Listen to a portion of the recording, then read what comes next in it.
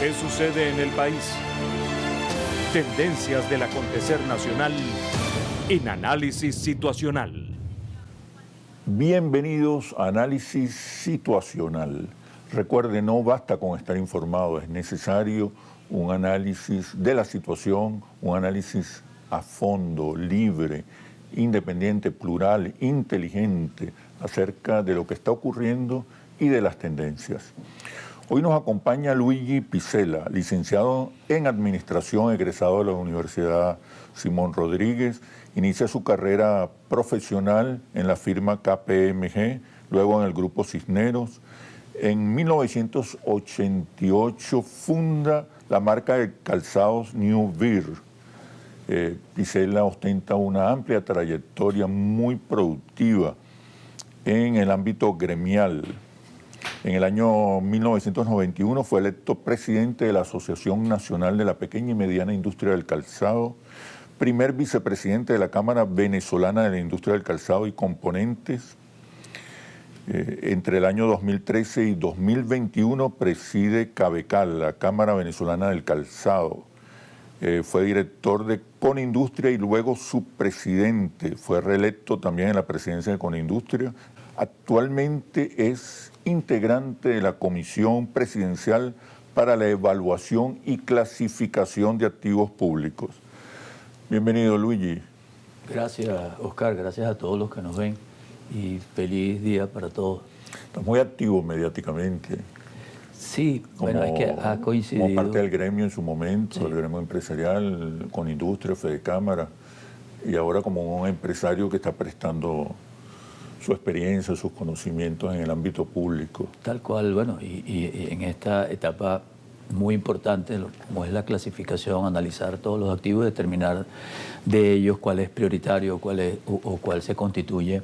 De eso vamos a hablar. Con mucho gusto. Y después, bueno, ha coincidido el tema laboral, que bueno, también nos ha requerido que demos algunas explicaciones sobre las expectativas y sobre lo que pensamos que debe hacerse. Tu presencia, tu opinión, tus explicaciones, tu conocimiento es hoy reconocido. Hace 10 años era imposible. Hace 10 años el discurso empresarial era visto con antipatía, con recelo, con desconfianza. Hoy más bien se constituye en una voz importante, una voz que la sociedad en general quiere oír. ¿A qué se debe ese cambio? Mira, en primer lugar fuimos... ¿Qué cambió el país o cambiaron los empresarios? No, cambiamos todos, fuimos pragmáticos. Quizás en un momento del tiempo, Oscar, quizás confrontábamos al gobierno, por decirte algo, ¿no? Y después nos dimos cuenta de que las diferencias las tenemos, me refiero económicamente, porque no tenemos nada que ver con política, y que teníamos que sentarnos en una mesa para dialogar. No solo para dialogar, sino hacer las propuestas que requería el país. No solo ello, sino que también de ahí en adelante fuimos avanzando en muchas medidas que resultaron de allí, y es donde estamos sentados hoy. Pero no solo ello, sino reconociendo lo que se hacía bien y lo que no se hacía, bueno, lo decíamos también públicamente. Uno siente que además del intercambio de conocimiento hay como mayor aceptación, camaradería, integración. Es un proceso, Oscar. Comenzamos en el 2021, cuando recién nos nombraron, pues dirigimos a Conindustria, bueno, esos acercamientos. Y te pones a ver y lleva un periodo, ¿no? Pero adicionalmente a ello, en el año 2018 tuve la oportunidad de conocer a la vicepresidenta para ese momento. Digamos que comenzó desde ese momento intercambios de opiniones, etcétera, etcétera, pero se concentra nuevamente en el año 2021 hasta ahora, en donde hemos tenido la oportunidad de sentarnos en la mesa, dialogar, como lo decía anteriormente, dirimir o expresar nuestras diferencias, pero con propuestas. El fin de la polarización que conocimos. Tal cual, es que quizás habíamos asumido un rol político que no nos correspondía. Y no solo ello, del lado del Estado también hay un reconocimiento hacia nosotros. Entonces, digamos que ambos hicimos el esfuerzo para entendernos y sentarnos en una mesa a dialogar infinidades de veces. En Interlace lo describimos de esta manera. Los chavistas se dieron cuenta que el Estado por sí solo no puede.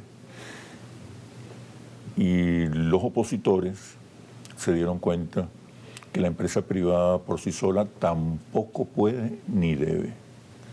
Es una especie de síntesis que ha elaborado la sociedad venezolana para explicar este reencuentro entre factores que fueron antagónicos. Y nos dimos cuenta que el objetivo era el mismo, era mejorar la economía y mejorar los ingresos de nuestros trabajadores, que ahora vamos a hablar también allí. Inmediatamente. Y sobre todo ello, producir en el país, ser productivo y sustituir importación por producción nacional. Hemos mejorado en ese sentido, pero hay mucho trecho todavía que andar. Hablas de una mesa de diálogo social. Es la misma mesa que recién decidió sobre el incremento del ingreso mínimo integral.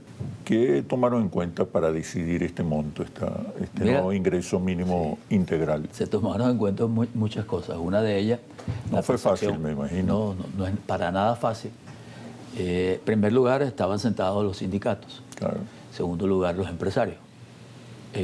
Y como debe ser, los miembros del Estado o los decisores en esa materia. ¿Qué se toma en consideración? Escuchas a todos, pero también se hace sobre la base de la realidad, sobre la base sobre los ingresos. No se ha dicho que los ingresos no se van a seguir mejorando. Lo que se ha dicho es que por el momento, en función a los ingresos que hay, se contempló una mejora en el ingreso integral para ir avanzando y en la misma medida que también vengan los ingresos, seguir avanzando en esa materia. ¿Para qué? Para que no sea inflacionario, para que no se pierda en ese mismo momento. También una de las cosas fundamentales que se habló ahí, bueno, hay que modernizar la ley laboral. ¿Para qué? Para que el trabajador se sienta incluido, ¿sí? Y corregir esto que tenemos. Todos queremos que sea los ingresos de los trabajadores en función al salario.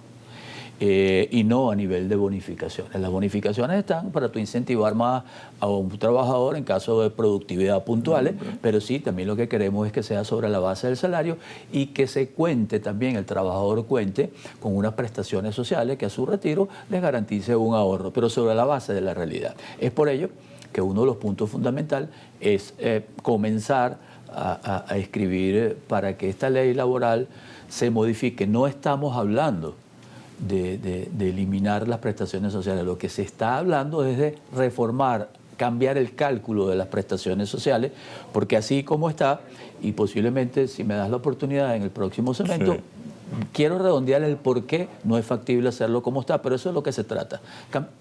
Hacer el cambio en el cálculo de las prestaciones sociales. Perfecto. Eso implica actualizar la ley del trabajo. Tal cual.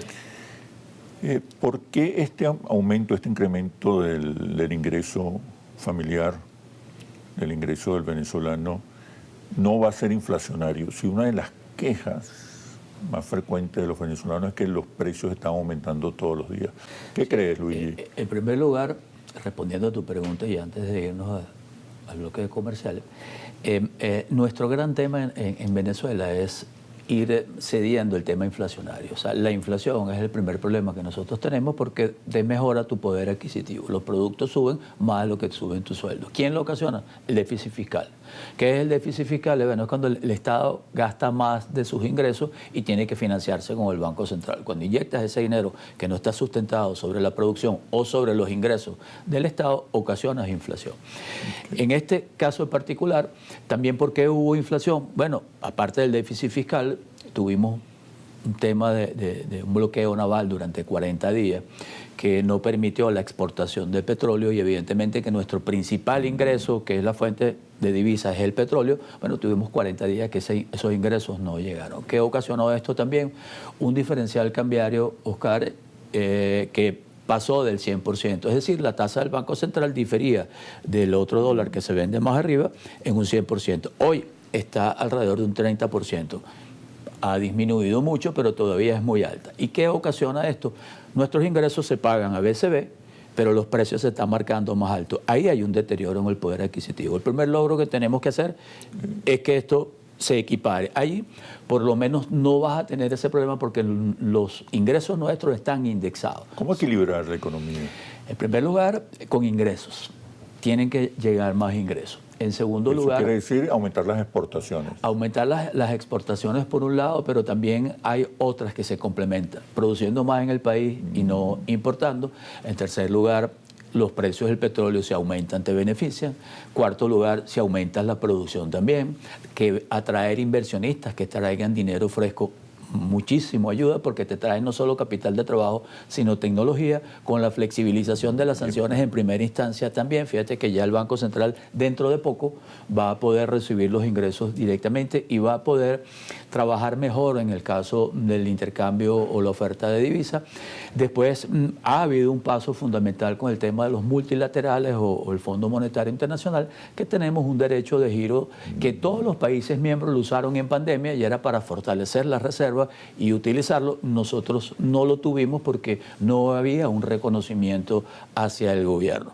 Todo esto va a contribuir a equilibrar la economía, pero también quiero decir algo con mucha responsabilidad: son expectativas de que va a mejorar el país, pero no se han concentrado. Es por ello que decíamos que cualquier incremento en los ingresos de nuestros trabajadores que no tuviera apalancado sobre los ingresos iba a ser inflacionario. Y también, ¿qué sucede? El Estado tiene una enorme carga a nivel de trabajadores. 3.500.000 trabajadores públicos, 5.500.000 pensionados, y también tienen algo parecido a nivel de jubilados. ¿Qué quiero decir esto? La carga es enorme para el Estado. Y hay muchos economistas, y hemos escuchado de muchas personas que dicen que hay que redimensionar el Estado. Eso es correcto. Pero yo quiero valorar lo siguiente. Esas 3.500.000 personas que sí, el Estado está sobredimensionado, bueno, al menos hay que agradecerle al Estado el empeño que ha puesto para que esas personas tengan un ingreso. No estamos diciendo que sea suficiente. Lo que quiero decir es que por lo menos tienen un ingreso. Bueno, Ese fue el mecanismo tradicional que tuvo la democracia venezolana para redistribuir el ingreso y la renta petrolera. Tal cual, pero Hoy es otro país. Y también, fíjate que quiero recalcarlo, porque la gente, a veces leo las redes, a veces no, las leo, claro, no respondo todo, pero dicen, ¿cómo se hacía antes? Y la respuesta es, no había. En primer lugar, 3.500.000 trabajadores en la administración pública, pero el sistema de pensiones lo subsidiaban los trabajadores activos. Había 1 millón de pensionados y 6 millones de trabajadores activos que cotizaban, y la empresa también cotizaba ¿sobre qué? Sobre el salario. Hoy eso no ocurre. Hay 5.500.000 pensionados y apenas 2 millones de trabajadores activos en la administración privada. Es imposible que subsidien esto. ¿Qué ocurre? ¿Por qué traigo a colación esto? Porque más del 90% de lo poco que se le da a los pensionados lo subsidia el Estado o sale de allí. Esto hay que arreglarlo, hay que hacer reformas para que todos coticemos, los trabajadores independientes vengan y ayuden a su mamá, a su tío, a sus abuelos en la actividad cuando están jóvenes, y después que pasen a un retiro, pero cotizando, Oscar. No es muy bonito decir esto, pero hay que formalizarlos ahí. Entonces, esto es lo que ocurre, es la explicación de que cualquier incremento en la base de los ingresos de los trabajadores que no fuera sustentable, otra vez regresamos al tema inflacionario, en donde no nos duraba ese incremento a veces ni 15 días. ¿No hay un componente especulativo en el incremento inflacionario? La gente se queja de que todos los días aumentan los precios. Voy a explicarlo también. Incluso antes de los anuncios hubo aumento de precios. ¿Qué está pasando? Vamos a explicar algo, pues esa es una excelente pregunta para que la gente nos escuche. Fíjate que el diferencial cambiario hizo que aumentasen los precios. ¿Por qué? Porque tú compras tu materia prima no a BCB, sino a un precio del dólar más alto. ¿Qué ocurre? Tú vas a marcar tu precio en función a cómo te cuesta el dólar. Tus ingresos siguen acá. Como tienes que vender después a BCB, ha habido aumentos en dólares. ¿Para qué? Bueno, para compensar esta diferencia. En la misma medida que vaya cediendo, lo que debería ocurrir es que también los precios fuesen bajando a nivel de los dólares. ¿Por qué no ha ocurrido? Te voy a nombrar 4 factores principales. Y el último voy a dejar el que me dijiste. En primer lugar, hay empresas que compraron muy alto. Recuerda que llegó hasta 800 y tantos bolívares. Entonces, tienen un inventario que tienen que ir reduciendo. En segundo lugar, es un tema también, ha habido inflación en el mundo por los acontecimientos que están ocurriendo ahorita geopolíticamente. Eso sube también los precios. En tercer lugar, es un tema a veces de confianza que ellos desearían ver o que ya esté nivelado para no bajar y volver a subir, darle confianza. Y si hay un tema especulativo también en cuarto lugar. Bueno, ¿qué quiere decir especulativo? Que no tienes la certeza de que va a bajar o que va a subir, pero a la postre se ha demostrado que en la misma medida que vaya bajando la competencia, también va a hacer, Oscar, de que esta distorsión se vaya corrigiendo. ¿Por qué? Porque va a depender del poder adquisitivo de nosotros. Los economistas dicen que los precios suben y que nunca más van a bajar. No, sí van a bajar proporcionalmente y gradualmente. La economía no se arregla de la noche a la mañana, hay un tiempo. Ahorita van a entrar por primera vez, Oscar, también lo voy a decir ahorita. Fíjate que anteriormente te dije todas las expectativas positivas que hay, ¿no? De todo lo que va a entrar, pero no ha entrado. Esos 40 días que te dije que no se había exportado petróleo, son 900.000 barriles que exportamos diariamente promedio, y la producción era 1.200.000. ¿Qué ocurría? Cuando dejas 40 días sin hacerlo, son 36 millones de barriles. ¿Y tú sabes cuándo empezaron a salir esas exportaciones? Ahorita, en el mes de abril. Y entonces ahí hubo una pequeña mejora, y ya para el mes de mayo va a haber más ofertas de divisas para el mercado cambiario. Pero producido ¿por qué? Bueno, por los ingresos petroleros que estaban ahí y no se habían realizado. Y todo lo demás son expectativas, Oscar, muy buenas, todo lo que te he nombrado, pero eso no ha entrado todavía. ¿Cómo combatir la especulación que existe? Mira, en primer lugar, tenemos que darle certeza y estabilidad económica al país, una estabilidad cambiaria, que la inflación vaya cediendo, porque la inflación es el peor daño que ocasiona a la población completa. No me refiero a las personas naturales, también a los empresarios, porque a las personas les reduce su poder adquisitivo y a las empresas te descapitaliza, porque cada vez que vas a compras los inventarios más altos. O sea, lo que tú crees que te has ganado, lo dejas porque los precios aumentaron. Entonces, primero es estabilidad, es lo que necesitamos. Eso va a venir, sí, gradualmente. El Banco Central incluso anunció el tema de la inflación muy alta, pero viene descendiendo, y esto es gradual, sí, y tienes que estar acompañado con... Se anunció en un dígito... Bueno, y lo importante es que vaya desacelerándose. Pero ¿cómo se logra? Disminuyendo el déficit fiscal, con más ingresos, con disciplina a nivel de gasto público, disminuyendo el tamaño del Estado, y que la gente pase al sector privado con inversiones, con producción, con productividad, sustituyendo importación. Vamos a hablar del tamaño del Estado en los próximos bloques, pero quiero que ahora profundicemos sobre la naturaleza de la reforma de la Ley del Trabajo que se anuncia. Con gusto. ¿Por qué estos consensos tan amplios con relación a la Ley del Trabajo que está motivando a la sociedad venezolana, y en qué consistiría efectivamente esta actualización? Sí, y voy a explicar cronológicamente lo que ha ocurrido y el porqué de esto. ¿Y qué es lo que está planteado? Es cambiar la metodología de cálculo de las prestaciones sociales. ¿Con qué finalidad? Ese es el punto único, bueno, el más importante. Habrán otro y se encargará la comisión, pero este es el más relevante. Okay. ¿Por qué? Para favorecer al trabajador y para que sea sostenible por parte del patrón. O sea, aquí tienen que estar los dos, o sea, balanceado. Y te cuento, Oscar, y tú y muchas personas que nos escuchan, y los camarógrafos que están acá, se deben recordar. En un momento del tiempo, yo era un muchacho y hacía los sobres que se llenaban a mano, ¿no? Y me daba cuenta que el porcentaje de sueldo era mínimo con respecto a las bonificaciones. Esto no es nuevo, y hablo del periodo de Carlos Andrés Pérez. ¿Por qué? Porque había un tema que era la retroactividad en las prestaciones sociales. Ese cálculo duró durante mucho tiempo y se basaba fundamentalmente en la estabilidad que tenía el país, que no había mucha inflación. ¿Cómo se calculaba? Mira, tú, el último sueldo que tú tenías de ese trabajador, pagabas 15 días de antigüedad, 15 días de cesantía, y lo multiplicabas por el tiempo que tenía el trabajador allí.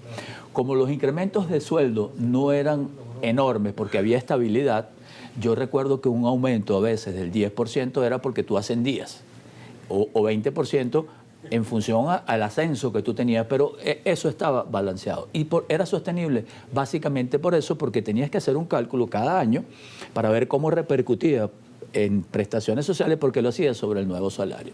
¿Dónde empieza a deteriorarse esto? Porque empieza la inflación. Ya los incrementos salariales tenían que ser más altos. ¿Y tú sabes quién fue el más perjudicado esa vez? El trabajador que más tiempo tenía en una empresa era el que menos salarios recibía. pero no había bonificación, simplemente no lo recibía. Y se beneficiaba el nuevo. A él les iba dando 2 hasta que él también entraba en una escala que tenía mucha antigüedad y ya no era soportable. Después vino la inflación y eso no fue así y pasó la mayoría a bonificación. En el gobierno de Caldera se discute y se hace un cambio de cálculo de prestaciones sociales. ¿Cuál fue este cambio? En vez de 30 días se pasa a 60 días en el año, ¿sí? Y 2 años, 2 días mensuales hasta llegar a un máximo 90. Es decir, cambiaste 30 días por 90. Pero ¿cuál fue la novedad allí? No podías ir hacia atrás porque cuando tú calculas el precio de un producto, sus costos van en función a la realidad, a lo que te cuesta hoy. Tú no puedes retroceder a calcular un costo a productos que ya no están. ¿Qué fue lo que se hizo? Yo te voy a dar 5 días mensuales sobre ese salario, ¿sí? Y lo ponemos en una cuenta para que te genere intereses. Se iba a un fideicomiso, pero el costo para el empresario, tú sabías cuál era. Lo calculaba 5 días, eso es lo que me cuesta.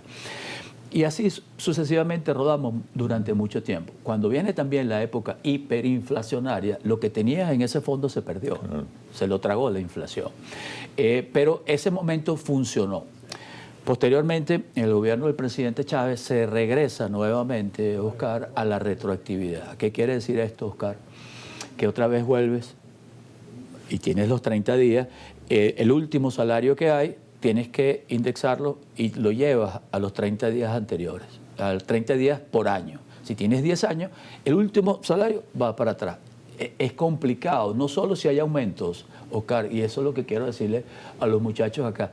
Sin haber aumentos, los ingresos nuestros están indexados. Si tú lo pones en sueldo, dejándolo igual, al mes siguiente tienes que hacer un cálculo otra vez hacia atrás donde te afectan los pasivos laborales de la empresa, ese dinero no está en ningún lado y es imposible de sostener. Es por ello que eso ya lo vivimos, lo pusimos en práctica y ahora lo que se está evaluando, se encargará, esta mesa encargada de ello, de establecer un cálculo que es el objetivo de que nuestros trabajadores sepan cuánto tienen acumulado allí, no solo ellos, sino cuando lleguen las utilidades, sepas cuánto te corresponde por utilidades y por vacaciones. Esta discusión es pertinente hacerla ahora, porque mira cómo estamos. Hace poco hice un cálculo de lo que implicaba hacer un aumento apenas de $10, Oscar, y una empresa que tuviese promedio 10 años de antigüedad. Y mira lo que repercute. Vas a recibir $10 este mes, pero inmediatamente se te van a tus pasivos laborales 10 meses, es decir, $100 que no vas a percibir. Y después 2 meses de utilidades y 1 mes de vacaciones. Ahí tienes $130 que tú no has recibido, pero tú recibes 10 y dices, ya, pero es que no me alcanza. Y no he terminado ahí. Lo tienes que sostener en 12 meses. Es decir, $10 se transforman en 250 y tú recibes apenas $10 al mes. ¿En dónde nos refugiamos todos? Bueno, a los trabajadores había que garantizarles su 15 y su último.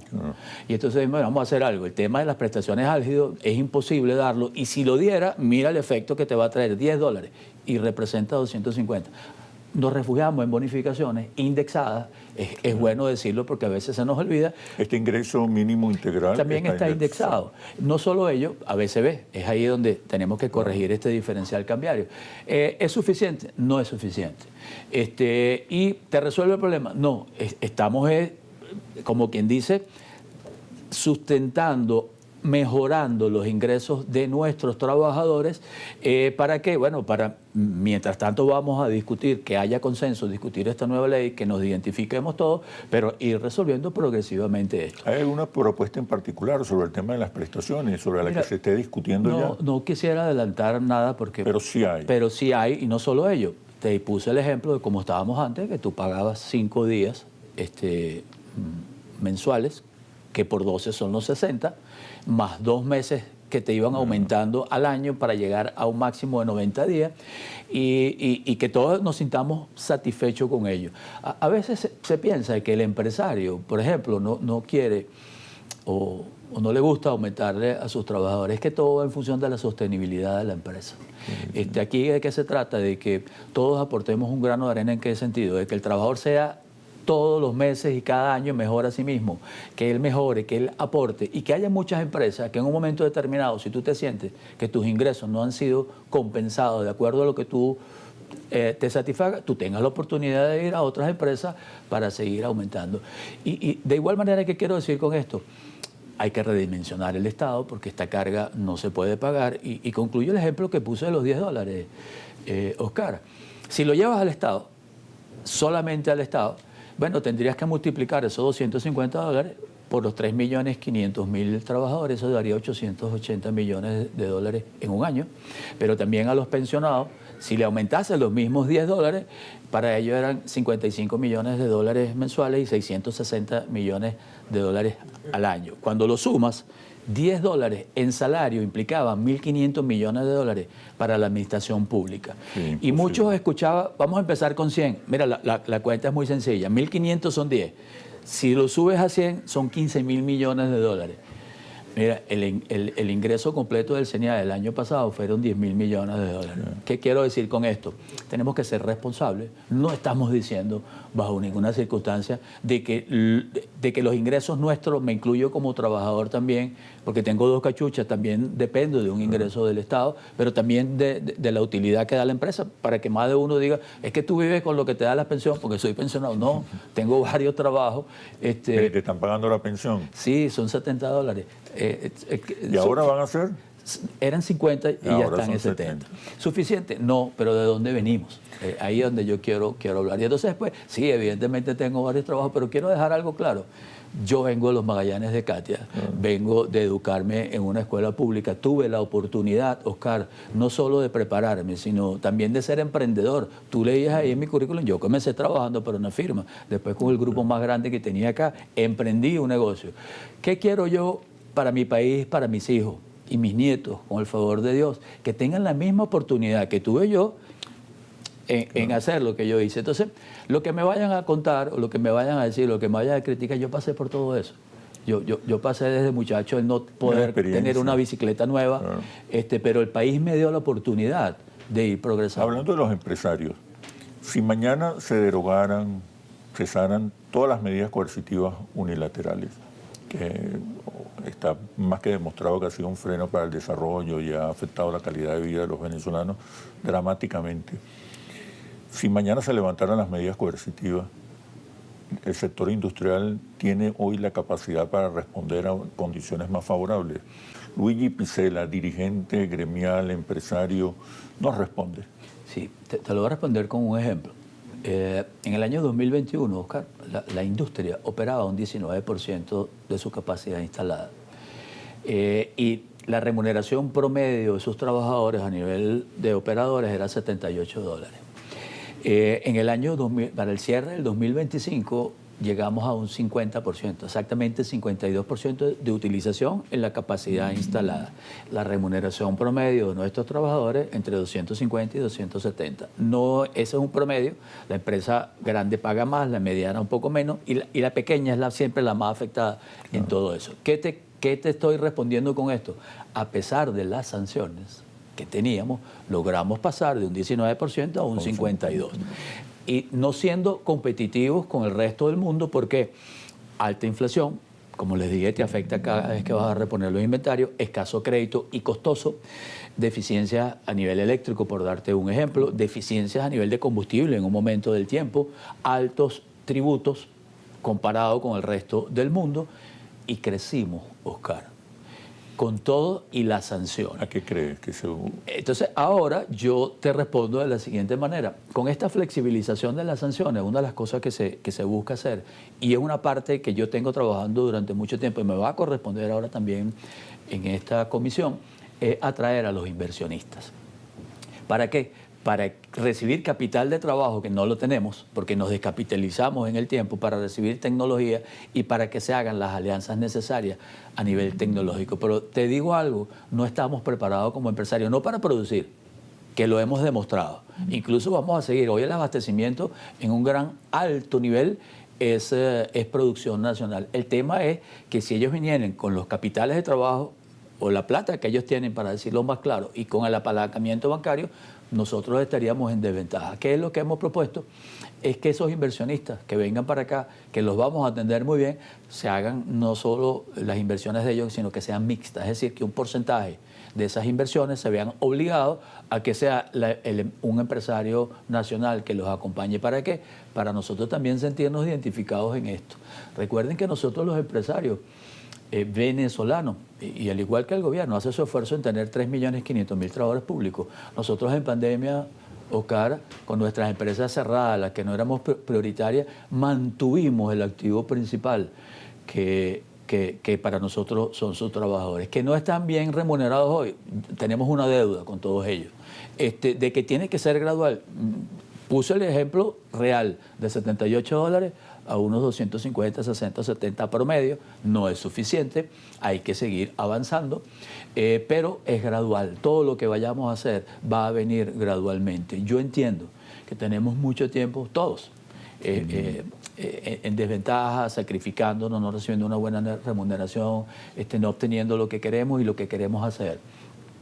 Pero de aquí en adelante, me decía un compañero hace poco, un camarógrafo, me hablaba de las pensiones, y es bueno que me lo haya dicho porque lo quiero aclarar, es que lo que se ha dado es un avance, se aumentó 40%, claro, de 50 a 70. No estamos diciendo que nos vamos a parar allí. Nosotros vamos como país, Oscar, y si todo esto que se está haciendo, hoy Venezuela es el mejor país del mundo a nivel de inversionista porque se puede recuperar. ¿Por qué es el mejor país del mundo para invertir? Yo entiendo que hay paz social, estabilidad política, sí, cesó la polarización violenta, profunda que hubo en Venezuela. Porque es atractivo. Están mejorando las relaciones con Estados Unidos. ¿Qué más le hace falta a los Bueno, nos haría falta que las sanciones se eliminen porque son en primer lugar esa es la principal traba ahorita. Una de ellas porque al inversionista le da tranquilidad, pero la otra también, ¿por qué es el mejor país del mundo? Bueno, porque Venezuela, y hago el ejemplo de una persona que pesaba 100 kilos, durante 7 años perdimos 76 kilogramos de peso. En el año 2021 arrancamos con 24 kilitos de peso. Hoy estamos en 35. Hemos avanzado. 35, ese crecimiento en los últimos meses, los últimos años, desde el 2021 hasta el 2026, incluso este trimestre que también vamos a tener crecimiento. Entonces, ¿qué sucede? Estamos muy bajos. O sea, estamos bien. Tú no puedes estar bien con 35, 36 kilitos cuando pesaba 100. Estamos mejor. ¿Y qué sucede? Que cualquier inversión que tú hagas tiene un techo de crecimiento enorme, ¿sí? No es como otros países que ya están en 90%.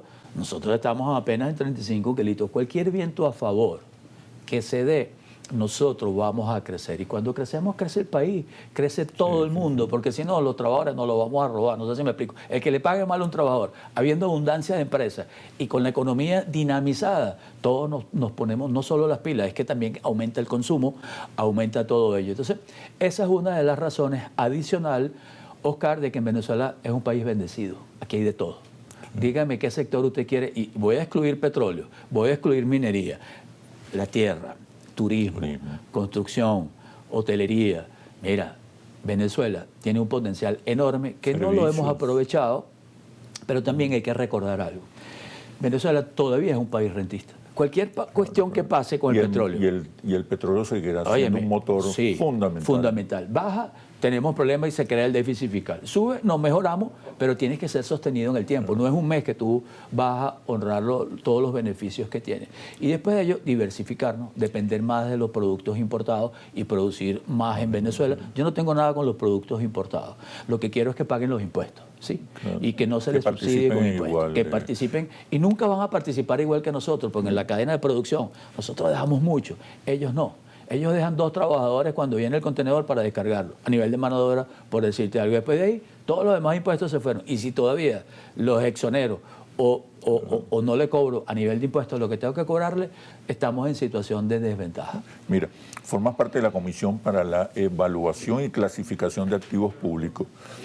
¿Qué significa esto realmente en términos prácticos para el país? Bueno, en primer lugar, muy agradecido con la presidenta y su equipo económico de invitarme a formar parte. ¿Están los trabajadores allí en esa comisión? No, ahí está la presidenta, el vicepresidente económico, la procuradora general del país, que es muy importante para darle basamento legal a todo esto, ministro de Comercio e Industria, ministro de Comunas, Mi persona en representación del sector ¿Qué privado. significa entonces esta comisión? ¿Qué es esto? En primer lugar, ella se va a encargar de evaluar y clasificar los activos de Venezuela. Cuando digo activos me refiero a todo, no son empresas solamente, son bienes muebles, inmuebles, prestadores de servicios, etcétera, etcétera. ¿Para qué se va a clasificar? Panadería, todo. Todo lo que está en manos del Estado. Toldos. Un galpón, un terreno, todo ello. ¿Para qué? Para determinar cuáles de esos activos son necesarios, son prioritarios y establecen una prioridad y sean estratégicos. ¿Qué quiere decir estratégico? Es que beneficien al país. Pero en segundo lugar, hacer el Estado más eficiente y concentrarse en lo que realmente es estratégico. En segundo lugar, una vez establecidos los estratégicos, se está excluyendo hidrocarburos tanto para aclararlo. No está en discusión que la parte de hidrocarburos sea estratégico y permanece en el Estado. En segundo Permanece lugar, como propiedad fundamental del Estado. Sí. En segundo lugar, una vez establecido qué es lo que es fundamental para el Estado, lo que más beneficia al país y es estratégico, bueno, se va, si es necesario, hacer las alianzas con el sector privado. ¿En qué sentido? Si tiene que traer capital de trabajo, si tiene que traer tecnología, si tiene que dar asesoramiento, pero manteniendo en el Estado el poder y la operatividad de la misma. En tercer lugar, lo que no sea estratégico, hay dos clasificaciones, unas que son productivos y hay otros que no son productivos. Los que son productivos se van a ofertar. ¿Con qué finalidad? Para hacerlas más productivas. Para generar adicionalmente ingresos con los inversionistas nacionales o internacionales. ¿Y con qué finalidad también? Mira, para generar más empleo y recuperar el poder adquisitivo, porque una empresa cuando no está produciendo, usted puede decir que le hagan ajuste a los ingresos, pero va a ser complicado mientras no produzca. Y en cuarto lugar, Oscar, esas empresas que están detenidas o esos activos que no están productivos, liquidarlos. ¿Con qué intención? Esos recursos, usarlos realmente donde tenemos. ¿Qué se busca ahí? Eficiencia, modernidad del Estado, abocarse a lo que realmente tiene que concentrarse el Estado.